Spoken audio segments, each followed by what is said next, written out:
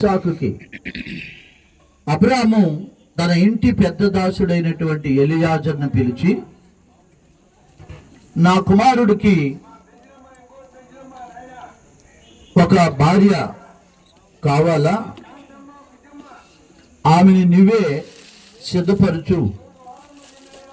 ఇదిగో నా స్వజనులలో, అంటే నేను ఎవరి మధ్యలో అయితే నివాసం ఉన్నానో వాళ్ళలో నా కుమారుడికి భార్యని తేవద్దు, నా రక్త సంబంధీకులలో నా స్వజనులలో ఉన్నటువంటి ఒక అమ్మాయిని వెతికి వివాహానికి సిద్ధపరచు అని అబ్రాహాము ఎలియాజరుకి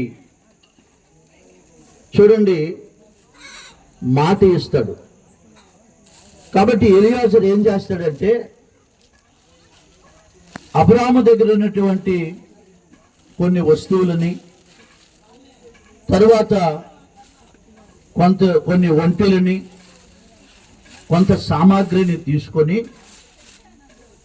దేవుని మీద ఆనబెట్టుకుని బయలుదేరి ఇస్సాకుకి భార్యని వెతకడానికి బయలుదేరి వస్తాడు. కాబట్టి ప్రియమైన వారులారా, వస్తూ అబ్రాహాము సేవకుడైనటువంటి ఎలియాజరు ఏం చేస్తాడంటే 52వ వాక్యంలో చూడండి, 53. తరువాత ఆ సేవకుడు వెండి నగలను బంగారు నగలను వస్త్రములను తీసి రిబ్కాకు ఇచ్చెను. చూడండి, వెండి బంగారు, తర్వాత కొన్ని గుడ్డలు, అంటే అమ్మాయికి కానీ అమ్మాయికి జన్మనిచ్చినటువంటి తల్లికి కానీ సహోదరుడికి కానీ కొన్ని వస్త్రాలు తీసుకుని, చూడండి ఎలియాజరు యొక్క నమ్మకం ఏంటంటే, మొట్టమొదట ఒక వివాహానికి ఆడబిడ్డను చూసేటప్పుడు వాళ్ళ రక్త సంబంధీకులు వెళ్ళి ఆ బిడ్డ ఎక్కడుంది, ఆ బిడ్డ పూర్వోత్తరాలు ఏంది, ఆ బిడ్డ నడవడికి ఏంది, ఆ బిడ్డ తల్లిదండ్రులు ఎవరు, ఇవన్నీ కనుక్కొని పలానా దగ్గర బిడ్డ ఉంది అని తెలుసుకున్న తర్వాత ఈ వస్తువులన్నీ ఎత్తుకొని వెళ్తారు. ఇది మామూలుగా జరిగేటువంటి విషయం. కానీ ఇక్కడ ఎలియాజరు రెబెకాని చూడకనే, ఆమె ఎవరి బిడ్డ అని పరిశీలించుకుని, ఆమె ఎటువంటి గుణవతి అని చూడకనే, ఇవన్నీ కావలసినటువంటి వస్తువులన్నీ తీసుకొని బయలుదేరినాడు. ఈ ఎలియాజరు యొక్క నమ్మకం ఏంటంటే, నా యజమానుని కుమారునికి భార్య దేవుడు సిద్ధపరుచున్నాడు, ఆమెను నేను ఖచ్చితంగా తీసుకొని వస్తాను అని ఈ వస్తువులన్నీ తీసుకొని వచ్చినాడు. ఈరోజు తిమోతి ఏ విధంగా అయితే ఇక్కడ వస్త్రాలని, ఫలాలని, బంగారుని, తర్వాత పండ్లు, ఇవన్నీ ఏ విధంగా అయితే తీసుకొని వచ్చినాడో విద్యాన్ని నిశ్చితార్థం చేసుకోవడానికి, అదేవిధంగా ఎలియాజరు తన యజమానుని కుమారునికి భార్యగా తీసుకొని రావడానికి ముందుగానే వాటన్నిటినీ తెచ్చినాడు. ఈ ఒక్క కార్యము ద్వారా మనం ఏం చూస్తున్నామంటే, ఎలియాజరు ఎంత నమ్మకస్తుడో, దేవుని మీద ఆధారపడినటువంటి వ్యక్తి అని మనం చూస్తూ ఉన్నాం. కాబట్టి ప్రియమైన వారులారా, ఎలియాజరు ఆశించినట్లుగా ఆ ఊరి గవిని దగ్గరకు వచ్చినప్పుడు రెబెకా గొర్రెలు మేపుతూ ఉంటది. అక్కడికి వచ్చి రెబెకాని కలుసుకుంటాడు ఎలియాజరు. ఎలియాజరు ఆమెతో మాట్లాడి, ఇదిగో నేను నా యజమానుని కుమారునికి భార్యని వెతుకుతూ వచ్చినాను అని రెబెకాతో కొన్ని విషయాలు చెప్పి, ఆమెని తనకు దాహం ఇమ్మని ఎలియాజరు అడుగుతాడు. అడిగిన తరువాత రెబెకా అతనెవరో తెలియకపోయినా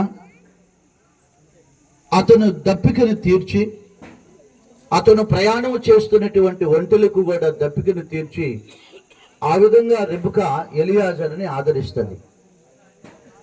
కాబట్టి ఇదంతా అయిన తర్వాత ఎలియాజరు అడుగుతాడు, అమ్మా, ఈ రాత్రి మీ ఇంటి దగ్గర బస చేయడానికి నాకు, నాతో వచ్చినటువంటి వారికి, ఒంటెలకి స్థలం ఉందా అని అడిగినప్పుడు, ఆమె స్థలం ఉంది, మేము మీకు ఆదరణ ఇస్తాము, ఈ రాత్రి మీరు మా ఇంటి దగ్గరే ఉండొచ్చు అని ఆ ఎలియాజరుతో కూడా వచ్చినటువంటి వాళ్ళని తన సహోదరుడైనటువంటి లాబానికి చెప్పి ఆ రాత్రి వాళ్ళని తన ఇంటికి తీసుకొని వెళ్తుంది. ఇది మనందరికీ తెలిసిందే. వచ్చిన తర్వాత ఎలియాజరు రెబెకా ఇంటికి వస్తాడు. అక్కడ నువ్వు కాళ్ళు కడుక్కొని భోంచేసి విశ్రాంతి తీసుకో అని రెబెకా తల్లిదండ్రులు, సోదరుడు అంటే, ఎలియాజరు అంటాడు, నేను వచ్చిన పని వేరు,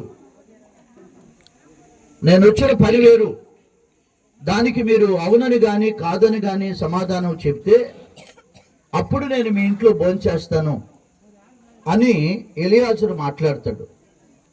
అప్పుడు ఏమిటి నువ్వు వచ్చిన పని అంటే, నేను అబ్రాము దాసుడిని, అబ్రాముకి ఒక కుమారుడు ఉన్నాడు, అతని పేరు ఇస్సాకు.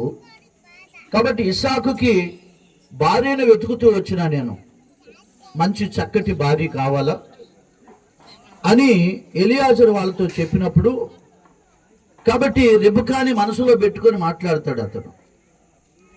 ఇదంతా నేను ఎందుకు చెప్తున్నానంటే, దేవుడు ఒక కార్యాన్ని చేయాలని నిశ్చయించుకున్నప్పుడు దేవుడు అనుకూలంగానే అన్ని పరిస్థితుల్ని చక్కబెడతాడు. ఇక్కడ మన మధ్యలో ఉండేటువంటి తిమోతి కానీ, విద్య కానీ, ఇది ఇప్పటికిప్పుడు వాళ్ళు పెద్దలు నిశ్చయించినటువంటి కార్యం కాదు. ఇంచుమించు 1 సంవత్సరం నుంచి ఈ కార్యము కొరకు వాళ్ళు సిద్ధపడినారు. 2 కుటుంబాలు వాళ్ళు. కొన్ని ఆటంకాలు జరిగినాయి, కొన్ని పెండింగులు జరిగినాయి, కానీ దేవుడు వాటన్నిటినీ అధిగమించి ఈరోజు ఈ నిశ్చయ కార్యం జరుపుకోవడానికి దేవుడు తన చిత్తాన్ని తెలియజేసినాడు. ఆమేన్. కాబట్టి మనుషుల ప్రయాస వ్యర్థం, మనుషుల ఆలోచన వ్యర్థం. దేవుడు ఏ సమయమందు ఏ కార్యాన్ని చేయాలని నిశ్చయిస్తాడో ఆ కార్యము ఆ దినమునకు జరుగుతుంది. తర్వాత ప్రియమైన వారులారా, వాళ్ళు అంటారు, రెబెకాని ఇస్సాకుకి ఇవ్వడానికి మాకు ఎటువంటి ఆటంకం లేదు, కాబట్టి వివాహం చేసుకోబోయేది రెబెకా కాబట్టి ఆమెను ఒక మాట అడుగుతానని రెబెకా తల్లిదండ్రులు అంటే, అప్పుడు రెబెకా తల్లిదండ్రులు రెబెకాను అడుగుతారు, ఏమ్మా, ఇదిగో మన ఇంటికి వచ్చినటువంటి ఎలియాజరు యజమానుని కుమారుడు ఇస్సాకు, అతనికి భార్యగా నువ్వు నీ జీవితాన్ని పంచిస్తావా అని అడిగితే, అక్కడ రెబెకా అంటది, మీ చిత్తమే, మీ ఆలోచనే, మీ ప్రకారమే నేను చేస్తాను అని రెబెకా అంటది. కాబట్టి ఆ రాత్రి వాళ్ళు అక్కడే ఉండి తెల్లారి రెబెకాని తీసుకొని ఎలియాజరు తన యజమానుని కుమారుడైనటువంటి ఇస్సాకుకి భార్యగా తీసుకొని వెళ్ళి చేస్తాడు. అది బైబిల్లో ఉండేటువంటి చరిత్ర. అయితే ప్రియమైన వారులారా, రెబెకాకి ఉన్నటువంటి గుణాలు, ఎలాంటి గుణాలు ఉన్నాయి అంటే, భవిష్యత్తులో రాబోయే రోజుల్లో వివాహం చేసుకోబోయేటువంటి ఆడబిడ్డకి ఏ గుణాలు ఉండాలా, మగబిడ్డకి ఏ గుణాలు ఉండాలా అనేది ఈరోజు మనం గురువులుగా నేను వాళ్ళకి బోధించాల్సినటువంటి విషయం. చూడండి, వివాహాలు అయిన తరువాత ఒకరి మధ్య ఒకరికి భేదాభిప్రాయాలు వచ్చి సంసారాలని చక్కబెట్టుకోలేక అస్తవ్యస్తమైనటువంటి కుటుంబాలు చాలా ఉన్నాయి. కానీ అలాగ కాకుండా ఆడబిడ్డకి ఉండాల్సిన గుణాలు, మగబిడ్డకు ఉండాల్సినటువంటి లక్షణాలు దేవుని వాక్యములో కొన్ని ఉన్నాయి. వాటిని నేను బోధించాలని ఈరోజు కొంత ఆశ కలుగున్నాను. చూడండి, కొన్ని విషయాలు తిమోతి గాని విద్య గాని బైబిల్ తీయాల. రెబెకాలో ఉండేటువంటి గుణాలు మనం చూద్దాం. మొదట అంటే వివాహము చేసుకోబోయేటువంటి ఆడబిడ్డకి కొన్ని గుణాలు ఉండాలి. ఇది బేస్మెంట్ అన్నమాట. కొన్ని నడవడికలు ఉండాలి. ఆ నడవడికలు ఉంటేనే వివాహ వ్యవస్థ సక్రమంగా జరుగుతుంది. లేదనుకుంటే ఆ మార్గము చాలా వంకర టింకరగా ఉంటుంది. వారి మధ్య ఒకరినొకరు అర్థం చేసుకునేటువంటి స్వభావం ఉండదు. ప్రియమైన వాళ్ళరా, మొదట రెబెకాలో ఉండేటువంటి మంచి గుణాలు చూద్దాం. 24వ అధ్యాయము 16వ వాక్యం తీయాలి మీరిద్దరు. చూడండి, వివాహంలో ఏముండదు. వివాహం తర్వాత వివాహంలో ఏం చేస్తారంటే ఆడబిడ్డని తల్లిదండ్రుల్ని మగబిడ్డ తల్లిదండ్రుల్ని పిలిచి మీకు ఇష్టమేనా అని వాళ్ళని అడిగి తాళి కట్టించేస్తారు. కానీ అలాంటిది కాదు ఇది. వీళ్ళిద్దరూ ఒక అవగాహనకు రావాలి. ఇప్పుడు రెండు కుటుంబాలు ఒక అవగాహనకు రావాలి. చూద్దాం 24వ అధ్యాయం 16వ వాక్యం. గట్టిగా చదవాలి. ఆ చిన్నది మిక్కిలి చక్కనిది ఆమె కన్యక ఏ పురుషుడును ఆమెను కూడలేదు. ఆమె చాలు. కాబట్టి ఇక్కడ ఇసాకుకి భార్యగా చేయబడేటువంటి రెబెకాకి రెండు గుణాలు ఉన్నాయి. ప్రియమైన వాళ్ళ, మొదటి గుణము చక్కనిది, రెండవది కన్యక. చూడండి ప్రియమైన వాళ్ళ, చక్కనిది అంటే శరీర సంబంధమైనటువంటి సౌందర్యంలో చక్కనిది కాదు కావాల్సింది. శరీర సంబంధంగా అందం కాదు ఇక్కడ కావాల్సింది. వినాల వాక్యాన్ని వినాల. వివాహములో జతపడబోయేటువంటి రెబెకాకి వాక్యం ఏమనిస్తుందంటే ఆమె చక్కనిది, తర్వాత కన్యక అంటున్నాడు. ఈరోజు తిమోతి విద్యని ఇష్టపడి చేసుకుంటున్నాడని ఒక సేవకుడుగా నేను సాక్ష్యం ఇస్తున్నాను.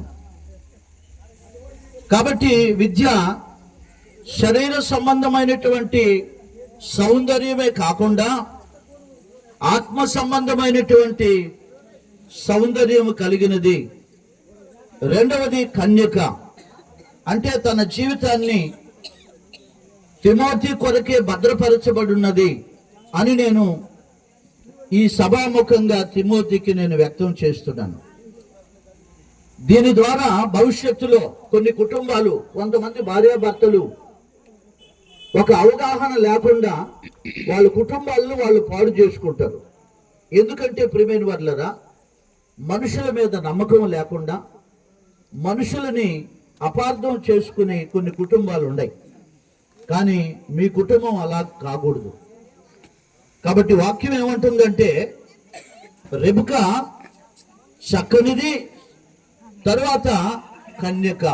కాబట్టి ఈరోజు నేను సేవకుడిగా, గురువుగా విద్యా విషయంలో తిమోతికి ఇచ్చేటువంటి సాక్ష్యం ఏంటంటే ఆమె హృదయానుసారమైనటువంటి అలంకరణ కలిగినది, రెండవది కన్యకగా పేరుగాంచినది. ఈ రెండు గుణాలు విద్యలో ఉన్నాయి అని నేను సేవకుడిగా తిమోతితో హెచ్చరిక తెలియజేస్తున్నాను. రెండవది చూద్దాం. 24వ అధ్యాయము 18, 20 వచనాలు చదువుదాం. బాగా ఆలోచన చేయండి. సభ వారు కూడా వినాలి ఈ మాటల్ని. అంటే రెబెకాలో ఉండేటువంటి గుణాలు, రెండు గుణాలు చూసినాం. చక్కనిది మాట్లాడితే కదా మీరు కన్యక. ఇప్పుడు చూడండి, మూడవ గుణం చూస్తున్నాం. చదవమ్మా. అందుకామె అయ్యా తాగమని చెప్పి త్వరగా తన కడవని చేతి మీదకి దించుకుని అతనికి దాహం ఇచ్చెను. మరియు ఆమె అతనికి దాహం ఇచ్చిన తరువాత నీ ఒంటెలు తాగుమట్టుకు వాటికిని నీళ్లు చేదిపోస్తుందని చెప్పి త్వరగా గాడిలోనికి తన కడవను కుమ్మరించి తిరిగి చేదుటకు బావికి పరుగెత్తుకొని పోయి అతని ఒంటెలన్నిటికీ నీళ్లు చేదిపోసెను. చాలు. రెండవ గుణం ఏంటంటే ప్రియమైన వాళ్ళరా, ఆమె చాలా కష్టపడి బ్రతికేటువంటి విధానం కలిగినది రెబెకా. హల్లెలూయా. కష్టపడి పని చేసేది. చూడండి, ఎలియాజరు అడిగినాడు, అమ్మా నీళ్ళు కొంచెం నాకు తాగడానికి ఇవ్వు, తర్వాత ఒంటెలకు కూడా నీళ్లు కావాలా అని తన ఆలోచన కలిగినప్పుడు రెబెకా అతడెవరో మొహం ఎరగిన వాడు అయినప్పటికీ ఆ బావిలోనికి దిగి నీళ్లు చేది ఎలియాజరుకి దాహం ఇచ్చింది. రెండవది, ఎలియాజరు ప్రయాణము కొరకు 10 ఒంటెలు తీసుకుని వస్తే ఆ 10 ఒంటెలకి బావిలో నుంచి నీళ్లు చేది పోసింది. ఈరోజు ప్రియమైన వాళ్ళరా, ఆమె కష్టపడి పని చేసేది, సునాయాసనంగా బతికేది కాదు, సోమారిపోతుగా ఉండేది కాదు. రెబెకా చాలా కష్టపడి ఎలియాజరుకి దాహం తీర్చింది. ఎలియాజరుతో వచ్చినటువంటి ఒంటెలకు నీళ్లు చేది పోసింది. ఈ కార్యం ద్వారా మనం నేర్చుకోవలసినటువంటి సత్యం ఏంటంటే, రెబెకా సోమరిపోతు కాదు, కష్టపడి పనిచేసి తన కుటుంబాన్ని పోషించుకునేది అని మనం తెలుసుకోవాలి. కాబట్టి విద్యలో కూడా సోమరిపోతు కాదు, ఆమె కష్టపడి పనిచేసి తన కుటుంబాన్ని నిలబెట్టుకునేటువంటి గుణము కలిగినది. మూడవ అంశం చూద్దాం. మూడవది 24వ అధ్యాయము 24-25 వచనాల్లో చూస్తే ఆమె మాట తీరు కనబడుతుంది. మాట తీరు ఆడబిడ్డలో ఉండాల్సినటువంటి లక్షణాలు. కాబట్టి విద్య మనసును పెట్టాల్సినటువంటి విషయాలు ఏంటంటే, నీ తల్లిగారింట్లో ఉన్నన్ని దినాలు నువ్వు పని చేసినా పని చేయకపోయినా నిన్నెవరూ పట్టించుకునే వాళ్ళు లేరు తల్లిదండ్రులు. కానీ నువ్వు మెట్టినింటికి వెళుతూ ఉన్నావు. రెబెకా ఏ విధంగా అయితే కష్టపడి పనిచేసి అనేకులు దాహం తీర్చిందో, అదేవిధంగా నీ కుటుంబ గౌరవాన్ని నువ్వు నిలబెట్టుకోవాలంటే కష్టపడేటువంటి విధానం నీకు ఉండాలి. 24-25 వచనాలు. అందుకామె నేడు నేను నాహోరుకు మిల్కా కనిన కుమారుడగు బెతూయేలు కుమార్తెనను మరియు ఆమె మా యొద్ద చాలా గడ్డియు మేతయు రాత్రి బస చేయుటకు. చూడండి, ఎలియాజరు అడిగినాడు, అమ్మా ఇదిగో నాతో కూడా కొంతమంది వచ్చుండారు, నాతో కూడా కొన్ని 10 ఒంటెలు వచ్చుండాయి, చాలా పొద్దుపోయింది, ఈ రాత్రి మేము ఉండాలా, ఈ రాత్రి బస చెయ్యాలి, కాబట్టి మీ ఇంట్లో ఒంటెలకి గడ్డి ఉండదా, మాకు నిద్రపోవడానికి మీ ఇంట్లో ఈ రాత్రికి స్థలం ఉన్నదా అని ఎలియాజరు అడిగినాడు. అప్పుడు రెబెకా అంటుంది, చాలా గడ్డి ఉంది మా ఇంట్లో, మీకు అన్నం మేము పెడతాము, మీరు మా ఇంట్లో ఈ రాత్రికి ఉండొచ్చు అని విషయం చెప్తుంది. కొంతమంది చూడండి ప్రియమైన వాళ్ళరా, ఏదైనా వస్తువు అడిగితే మా ఇంట్లో లేదు వస్తువు అని చెప్తారు. చూడండి, ఇక్కడ రెబెకాలో ఉండేటువంటి గుణం ఏంటంటే, అనాథలైనటువంటి వారిని, లేదా చూడండి ఎక్కడో నుంచి వచ్చినాడు ఎలియాజరు, మీ ఇంట్లో ఒంటెలకి గడ్డుందా, మాకు ఆహారం పెడతావా అన్నప్పుడు, మీ అందరికీ నేను ఆహారం పెడతాను, తర్వాత మీ ఒంటెలకు కూడా మా ఇంట్లో గడ్డి ఉంది అని చెప్పింది. పరిగెత్తుకుంటూ వెళ్ళి మా అమ్మని అడిగేసి వస్తాను, మా నాన్నని అడిగేసి వస్తాను, మీరు మా ఇంట్లో ఉండేదానికి అనుమతి మా పెద్దోళ్ళని అడుగుతాను అని చెప్పడంలే. కాబట్టి చూడండి, రెబెకాలో ఉండేటువంటి గుణం ఏంటంటే, ఆదరిస్తుంది. ఈరోజు విద్య కూడా నువ్వు వివాహమయ్యి నీ ఇంట్లో ఉండేటప్పుడు నీ ఇంటికి ఎవడన్నా వచ్చి అమ్మ ఆకలేస్తుంది అని అంటే ఇంట్లో అన్నం పెట్టుకొని కూడా కొంతమంది ఏమంటారు, యాంగ్ అమ్మనంటారా, ఎవరో చెప్తున్నారు పాపం ఆడ హల్లెలూయా, యాడున్నదా లేనే లేదని చెప్తారు. కానీ చూడండి ప్రియమైన వాళ్ళ రెబెకా ఆ ఒంటెలన్నిటికీ నీళ్లు పోసింది. ఆ తర్వాత ఒక సత్యం చెప్తుంది, మా ఇంట్లో గడ్డి ఉంది, ఆమె చెప్పండి, మా ఇంట్లో ఆహారం ఉంది, మీరు మా ఇంట్లో ఉండొచ్చు అంటుంది. హల్లెలూయా. చూడండి ఇలాంటి గుణం కావాలి విద్యకి. కాబట్టి చూడండి మొదట రెబెకాలో ఉండే గుణము మాట్లాడితే కదా మీరు చక్కనిది కన్యక. రెండవది కష్టపడి పనిచేసే గుణం కలిగినది. మూడవది సత్యము, ఉన్నది ఉన్నట్టుగా చెప్తుంది. ఇంట్లో గడ్డి ఉంది, మీకు ఆహారం ఉంది, రండి మా ఇంట్లో ఉండండి అని సత్యాన్ని చెప్తుంది. కాబట్టి నువ్వు వెళ్ళబోయేటువంటి ఇంట్లో కూడా అది నీ అవగారిలే కావచ్చు, కానీ ప్రియమైన వాళ్ళ కుటుంబ గౌరవము, నువ్వు మాట్లాడేటువంటి మాటలను బట్టి నీ కుటుంబానికి విలువ పెరుగుతుంది, నీ కుటుంబానికి గౌరవం వస్తుంది. నాలుగో విషయం చూస్తాను. నాలుగోది చూడండి 57వ వాక్యం, 24వ అధ్యాయము 57వ వాక్యం. వారు ఆ చిన్నదానిని పిలిచి ఆమె ఏమనునో తెలుసుకున్నదమని చెప్పుకొని రెబెకాను పిలిచి ఈ మనుషులతో కూడా వెళ్తావా అని ఆమెను అడిగినప్పుడు, చూడండి తల్లిదండ్రులు అన్నదమ్ముడు రెబెకాను పిలిచి అడుగుతున్నారు, అమ్మా ఇదిగో నిన్ను అబ్రాహాము కుమారునికి భార్యగా వివాహం చేసుకోవడానికి ఎలియాజరు వచ్చున్నాడు, కావలసిన వస్తువులన్నీ తీసుకొని వచ్చున్నాడు, కాబట్టి నువ్వు ఇసాకుని వివాహం చేసుకోవడం నీకు ఇష్టమా?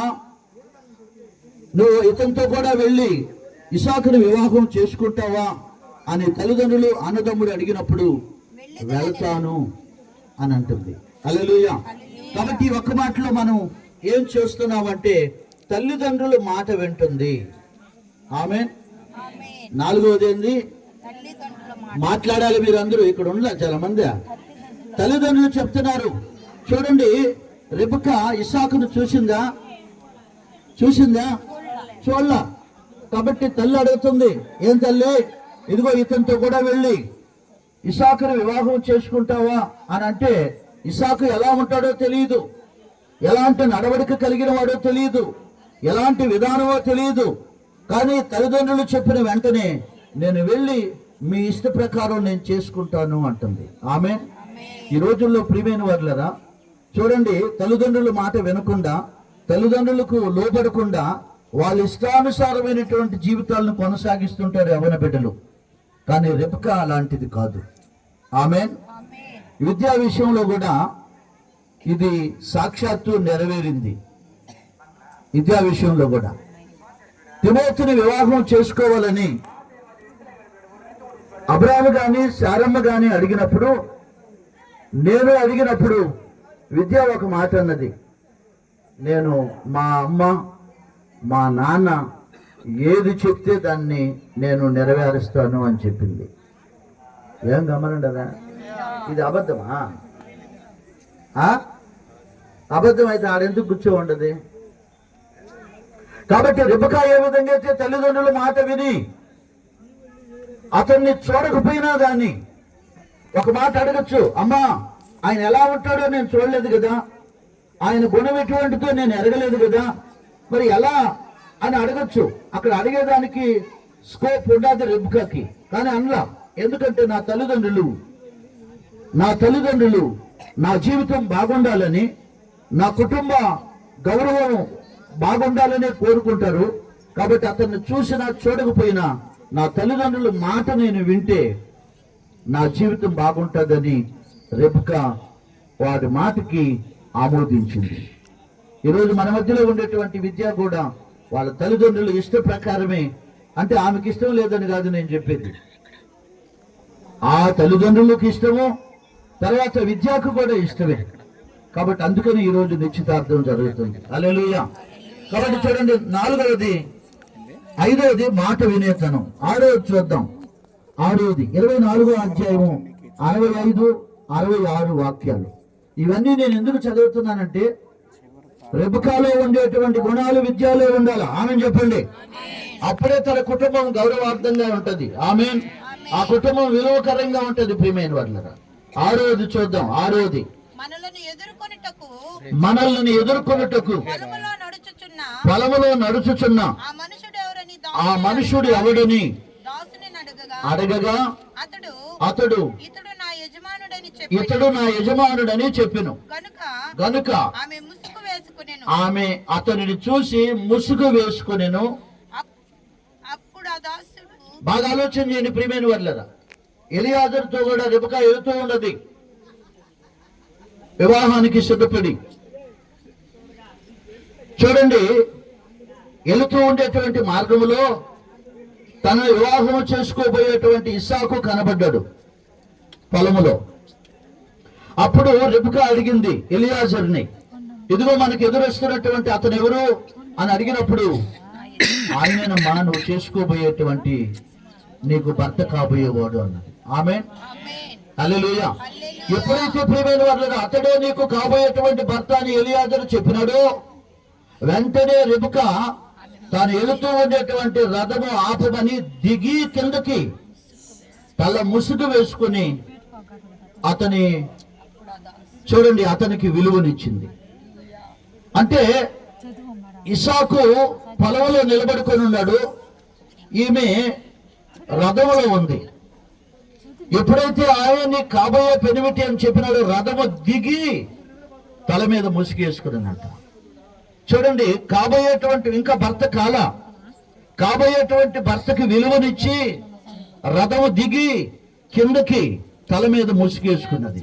ఈరోజు చూడండి ప్రియమైన వాళ్ళ చాలా మంది మంచాలు కూడా దిగరు మామూలు చూసి. అవును కదా? హల్లెలూయా. దావును మగోడు పోతా ఉంటాడు అనుకోండి, నెగరు తీసుకొచ్చా ఉంటారు. కానీ రెబెకాలో ఆ గుణం లేదు. ఆమేన్. ఏమని అవుతున్నారా?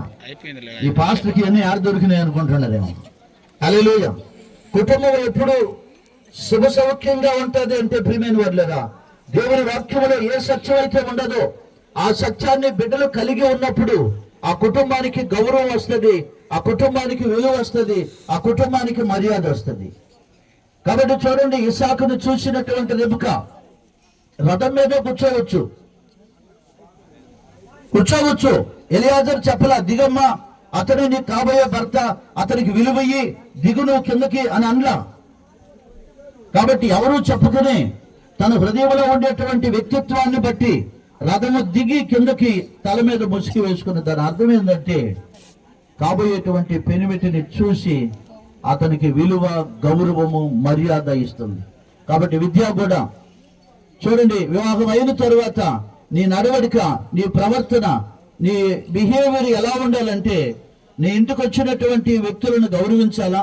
నీ ఇంటికి వచ్చినటువంటి ఎవడైనా కావచ్చు, అంత ఆకలేస్తుందమ్మా అంత అన్నం పెట్టు అంటే నీకు లేకపోయినా వాళ్ళకి అన్నం పెట్టి వాళ్ళని పోషించేటువంటి గుణం ఉండాలా.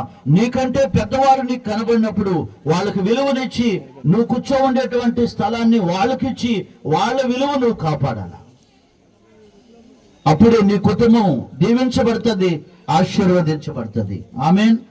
చివరిగా ఒక మాట చదువుదాం. 24వ అధ్యాయం 67వ వాక్యం బి భాగంలో, ఇస్సాకు రెబెకా విషయంలో దుఃఖ నివారణ పొందెను అని మనం చూస్తాం. ప్రియమైన వాళ్ళ తొందరగా బాగా ఆలోచన చేయండి. అతడు ఆమెను ప్రేమించి అప్పుడు ఇస్సాకు తన తల్లి విషయమై దుఃఖ నివారణ పొందెను. బాగా ఆలోచన చేయండి నాయన. ఈనాడు వాక్యాన్ని ఏదో ఒక 2 మాటలు చెప్పేసి వెళ్ళిపోవచ్చు నేను, కానీ ఈ మాటలే కుటుంబాన్ని కడతాయి. ఆమేన్. ఈ మాటలే మీకు ఆధారం. ఆమేన్. ఈ మాటల మీద మీ జీవితం ఆధారపడి ఉంటది. ఆమేన్. ఈ మాటలే మీకు పునాది. హల్లెలూయా. కాబట్టి రెబెకాని ఇస్సాకు వివాహం చేసుకున్న తర్వాత ప్రియమైన వారు, అప్పటికే ఇస్సాకుకి తన తల్లి చనిపోయింది. అంటే రెబెకాని చేసుకోక ముందే ఇస్సాకు తల్లి మాట్లాడాలి. వీరు చనిపోయి ఉండదు, వేదనలో ఉన్నాడు. తల్లి చనిపోయిందని వేదనలో ఉన్నాడు ఇస్సాకు. ఎప్పుడైతే ఇస్సాకు జీవితంలో ఒక రెబెకా వచ్చిందో, తల్లి లేని లోటుని ఆమె తీర్చింది. ఆమేన్, హల్లెలూయా. తల్లి లేని లోటుని, తల్లి ఏ విధంగా అయితే కడుపును చూస్తుందో, తల్లి ఏ విధంగా అయితే ఆకలి తీరుస్తుందో, తల్లి ఏ విధంగా అయితే కుమారుని క్షేమం కోరుతుందో, అదే విధంగా రెబెకా కూడా ఇస్సాకు జీవితంలోకి వచ్చిన తర్వాత తల్లి లేని లోటును తీర్చింది. తర్వాత తల్లి విషయంలో ప్రతి రాత్రి ఏడ్చేవాడంట, ఆ దుఃఖ నివారణ పొందిందంట. హల్లెలూయా. ఈరోజు ప్రియమైన వాళ్ళ కుటుంబాల వ్యవస్థ ఎలా ఉన్నదంటే, ఏమే ఆయన తింటే తినకపోతేమే, ఆయన తాగితే తాకపోతేమే, ఆయన వేసుకుంటే కాదు. అన్ని విషయాల్లో రెబెకా ఇస్సాకుని ఆదరించింది. ఆమేన్. ఇప్పుడు చూడండి, రెబెకాలో ఎన్ని గుణాలు చూసినాం మనం. విద్య, నువ్వు తల ఉంచుకోవాల, తల పైకెత్తు. మొదటిది చక్కనిది, కన్నిక. రెండవది కష్టపడి పనిచేసే గుణం కలిగినది. మూడవది సత్యం చెబుతుంది, సత్యం మాట్లాడుతుంది. నాలుగవది తల్లిదండ్రులకు లోబడుతుంది, తల్లిదండ్రులకు లోబడే గుణం ఉంది. తర్వాత ఏం గమనుడరా, ఆ 4 గుణవే చెప్పిరానా? హల్లెలూయా. చూడండి, తర్వాత ప్రియమైన వాళ్ళరా మాట వినేతనము. చూడండి, తర్వాత గౌరవ మర్యాదలు కలిగినది. తర్వాత తన పెనిమిటిని ఓదార్చేటువంటి గుణం. ఈరోజు తిమోతి ఉదయాన్నే వెళ్ళి సాయంకాలం వస్తాడు డ్యూటీ నుంచి. రాగానే ప్రియమైన వాళ్ళరా అతనికి ఎదురుగా నీళ్లు ఎత్తుకొని వెళ్ళి, ఏమయ్యా నీళ్లు తాగుతావా, అన్నం తింటావా, ఇదిగో స్నానానికి నీళ్లు అనేటువంటి విధానం కలిగి ఉండాలి. అటు కాకుండా అయ్యో పొయ్యి మీద నీళ్లు ఉన్నాయి, పోసుకుంటే పోసుకో, లేదు తింటే తిను అనేది కాకుండా ఈ నవ్వు అనిపిస్తుంది, కానీ వీటి మీద నీ కుటుంబ గౌరవం నిలబడి ఉంటది. ఆమేన్. కాబట్టి రెబెకాలో ఉండేటువంటి గుణం చూసినాం.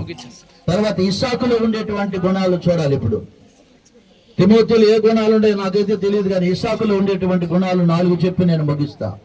ఓపికండదా తిమోతి? అప్పుడే ఉండదు ఓపిక. సరే, మంచిది. ఎందుకంటే పెళ్లిలో ఇవన్నీ చెప్పరు.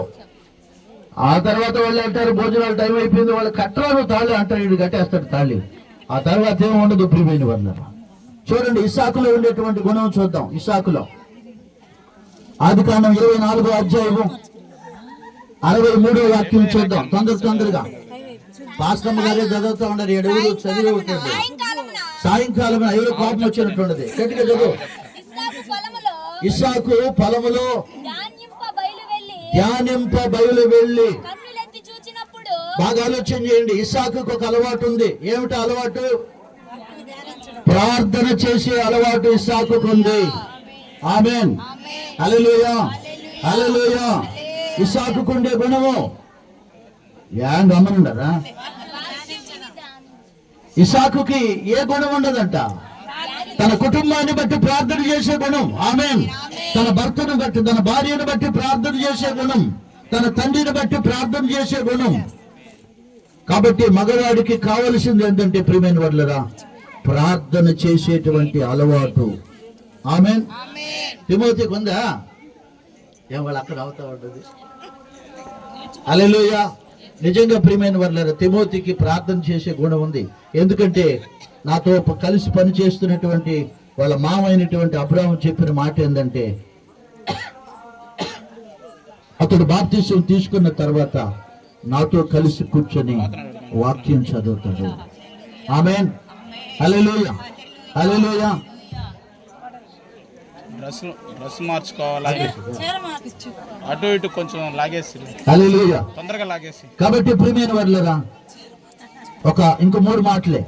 మొదటి మాట ఏంటంటే ఇస్సాకుకి ప్రార్థన చేసే గుణం, తిమోతికి కూడా ప్రార్థన చేసే గుణము కావాలి. రెండవది చూద్దాం. 22వ అధ్యాయము 9వ వాక్యం. ఆదికాండం 22:9. కాబట్టి తిమోతి రాసి పెట్టుకో. మొదటిది నీకు ప్రార్థన చేసే గుణం ఉండాలి. రెండవది చూద్దాం. 22వ అధ్యాయము 9వ వాక్యం. అలాగు వారిద్దరు కూడి వెళ్ళి అలాగా వారిద్దరు కూడి వెళ్ళి దేవుడు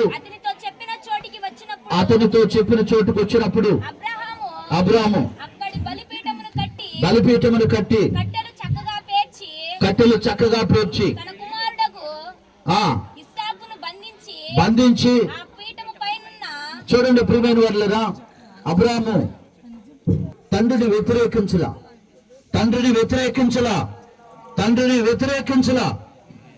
తండ్రి మాటకు లోబడ్డాడు. ఆమేన్. తండ్రి మాటకి లోబడ్డాడు.